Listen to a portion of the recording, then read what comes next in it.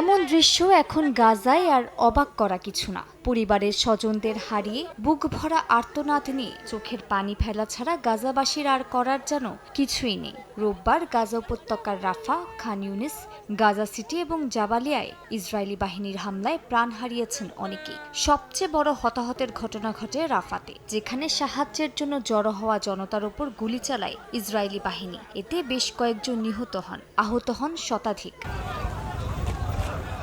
গাজার রাষ্ট্রীয় গণমাধ্যমের তথ্য মতে ২৭ মে থেকে পুনরায় চালু হওয়া সহায়তা বিতরণ কেন্দ্রগুলোর আশেপাশে এ পর্যন্ত ১২৫ জন নিহত ও ৭৩৬ জন আহত হয়েছেন। এই কেন্দ্রগুলোকে মানব কসাইখানা হিসেবে আখ্যা দিয়ে একে মানবতা বিরোধী অপরাধ হিসেবে চিহ্নিত করেছে ফিলিস্তিনি কর্তৃপক্ষ। প্রাণ সসের মাখামাখি টেস্ট নুডলসকে করে তোলে আরো ইয়ামি, আরো জোস। প্রাণ সসের বস।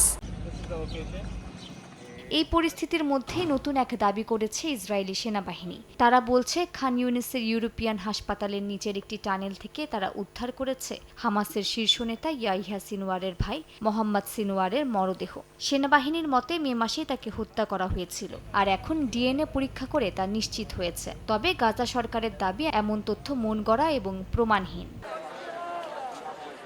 এর মধ্যে আন্তর্জাতিক মানবিক জাহাজ ম্যাডলিন গাজার উদ্দেশ্যে রওনা দিয়ে ইসরায়েলি বাধার মুখে পড়েছে। তবে যে কোনো মুহূর্তে বিশ্বের সঙ্গে যোগাযোগ বিচ্ছিন্ন হয়ে পড়ার শঙ্কায় রয়েছে জাহাজটি। মানবাধিকার সংগঠনগুলো জানায়, যদি আন্তর্জাতিক জলসীমায় ইসরায়েলি বাহিনী হামলা চালায় বা বাধা দেয়, তাহলে তা হবে আন্তর্জাতিক আইনের লঙ্ঘন।